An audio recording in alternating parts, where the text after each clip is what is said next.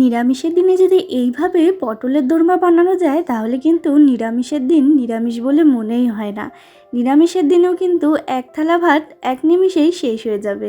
বাচ্চা থেকে বড় সকলেই কিন্তু এই পটলের দোরমাটা পছন্দ করবেন। নমস্কার বন্ধুরা, মায়ের রান্না অ্যান্ড ব্লগ চ্যানেলে আপনাদের সকলকে জানাই অনেক স্বাগত। আজ আমি হাজির হয়ে গেছি সম্পূর্ণ নিরামিষ পদ্ধতিতে পটলের দোরমার রেসিপি। তো চলুন আর বেশি দেরি না করে ঝটপট শুরু করি। তার আগে যারা এখনও চ্যানেলটাকে সাবস্ক্রাইব করেননি তারা অবশ্যই চ্যানেলটাকে সাবস্ক্রাইব করে পাশে থাকা বেল আইকনটা ক্লিক করে রাখবেন। তো এখানে আমি 6টা মতো পটল নিয়ে নিয়েছি। আমি এবার পটলটাকে কিন্তু এরকম একটা ছুরির সাহায্যে গাটা একটুখানি চেঁচে নিচ্ছি। পটলটা কখনোই কিন্তু খোসাটা ছাড়াবেন না, এরকম করে গাটা চেঁচে নিলে পটলটা বেশ ভালো হয়। তারপরে আমি কিন্তু দুটো মাথা কেটে নিয়েছি ছুরির সাহায্যেই। তারপরে একটা চামচের পেছনটা দিয়ে কিন্তু আমি পটলের যে ভেতরের দানাগুলো আছে সেগুলো আমি ভালো করে বার করে নিচ্ছি। দেখে বুঝতেই পাচ্ছেন কতটা সুন্দর লাগছে দেখতে। ঠিক এই রকমভাবেই আমি সমস্ত পটলের দানাগুলো বার করে নিয়েছি।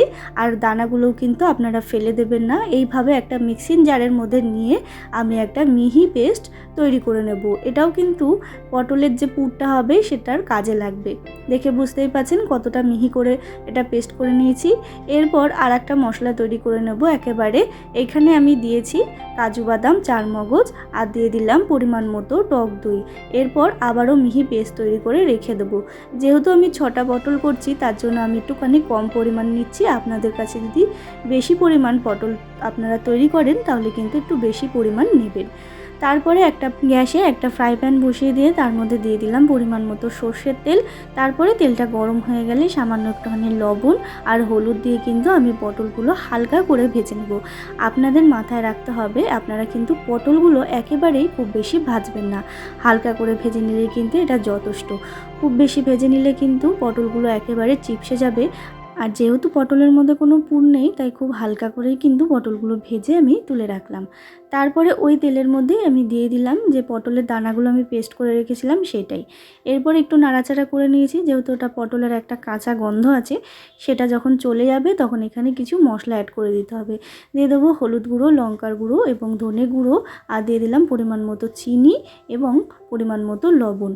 তারপরে ভালো করে কষিয়ে নিতে হবে যতক্ষণ না মশলার গা থেকে তেল ছেড়ে যায়। তো বন্ধুরা, আমি প্রায় 2 মিনিট মতো মশলাটাকে কষিয়ে নিয়েছি। মশলার গা থেকে কিন্তু তেল ছেড়ে গেছে। এরপরে আমি দিয়ে দিচ্ছি পনিরটাকে কিন্তু আমি গ্রেট করে নিচ্ছি। আপনারা চাইলে কিন্তু হাত দিয়ে এরকম ভেঙে ভেঙেও দিতে পারেন, যার যেরকম পছন্দ। তবে গ্রেট করে দিলে কিন্তু খুব তাড়াতাড়ি এটা মিহি হয়ে যায়। এরপরে আবারও আমি পনিরের সাথে সমস্ত মশলা একটু মিশিয়ে নিয়েছি। দেখে বুঝতেই পাচ্ছেন পনিরের মধ্যে কিন্তু সমস্ত মশলা মিশে গেছে। এরপরে দিয়ে দিলাম কাজু বাদাম আর কিশমিশ। কাজু বাদাম কিশমিশটা কিন্তু আমি একটুখানি কুচিয়ে রেখেছিলাম। এরপরে কাজু বাদাম আর কিশমিশটাকে একটুখানি মিশিয়ে নিয়েছি পনিরের সাথে। তারপরে দিয়ে দিলাম গরম মশলার গুঁড়ো। ব্যাস, আমার কিন্তু একেবারে রেডি এই পনিরের পুরটা। এরপর কিন্তু আমি নামিয়ে একটু ঠান্ডা করে নেব। তো দেখুন বন্ধুরা, নামিয়ে ঠান্ডা করে নিয়েছি পুরটাকে। এরপরে ভেজে রাখা পটলের মধ্যে কিন্তু আমি এটাকে ভরে দিচ্ছি। সমস্ত পটলের মধ্যে কিন্তু আমি এরকমভাবেই ভরে নেব। চাইলে কিন্তু আপনারা এটা টুথপিক দিয়েও আটকে নিতে পারেন, তবে আমি এরকমভাবেই রাখবো। তো দেখে বুঝতেই পাচ্ছেন সমস্ত পটলের মধ্যে কিন্তু খুব ভালো মতো ঠেসে ঠেসে আমি ভরে দিয়েছি। যতটা পরিমাণ পুরটা ভরে নেবেন ততটাই কিন্তু এটা ভালো লাগবে। আপনারা যদি পুরটা একটু কম ভরেন তাহলে কিন্তু এটা খেতে অতটাও ভালো লাগবে না। তো দেখুন সমস্ত কমপ্লিট পুর ভরা।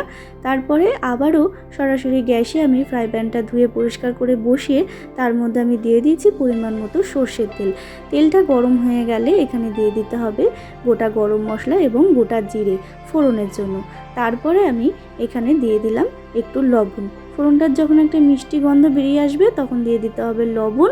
তারপর দিয়ে দিচ্ছি একে একে টমেটো কুচি আর চেরা কাঁচা লঙ্কা।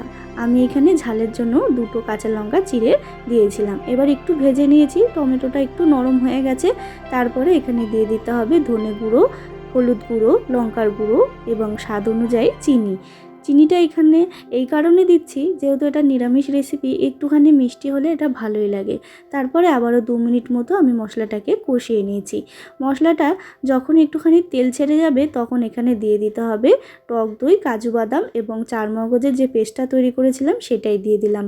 আর মাথায় রাখতে হবে গ্যাসের ফ্লেমটা কিন্তু একেবারেই লোতে থাকবে, নাহলে কিন্তু যে টক দইটা দিয়েছি সেটা কিন্তু কেটে যাওয়ার সম্ভাবনা আছে।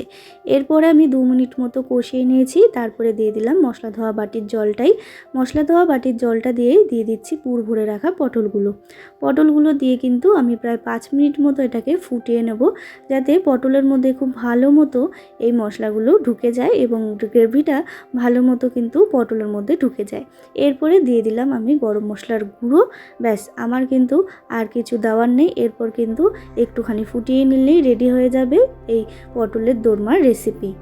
তো দেখুন বন্ধুরা, আমি প্রায় 5 থেকে 7 মিনিট পটলগুলো দিয়ে কিন্তু ফুটিয়ে নিয়েছি, আর পটলগুলোর মধ্যে কিন্তু খুব ভালো মতো এই গ্রেভিটা ঢুকেও গেছে, আর পটলগুলো কিন্তু বেশ ভালো মতো সেদ্ধ হয়ে গেছে। আমার কিন্তু একেবারে রেডি এই পটলের দোরমার রেসিপি। এইভাবে যদি বাড়িতে পটলের দোরমা নিরামিষের দিনে তৈরি করেন, তাহলে কিন্তু বাচ্চা থেকে বড় সকলেই এটা পছন্দ করবে। গরম ভাত কিংবা রুটি পরোটার সাথেও কিন্তু এই পটলের দোরমা রেসিপিটা মন্দ লাগবে না। তো বন্ধুরা, আমার এই পটলের দোরমা রেসিপিটা অবশ্যই ট্রাই করবেন। কেমন লাগলো অবশ্যই কমেন্টে জানাতে ভুলবেন না। ভালো লাগলে অবশ্যই একটা লাইক শেয়ার করবেন। আর যারা এখনও চ্যানেলটাকে সাবস্ক্রাইব করেননি, তারা অবশ্যই চ্যানেলটাকে সাবস্ক্রাইব করে আমার পাশে থাকবেন নিত্য নতুন ভিডিও দেখার জন্য। আবারও হাজির হয়ে যাব নতুন কোনো রেসিপির সাথে। ততক্ষণের জন্য ভালো থাকবেন। ধন্যবাদ।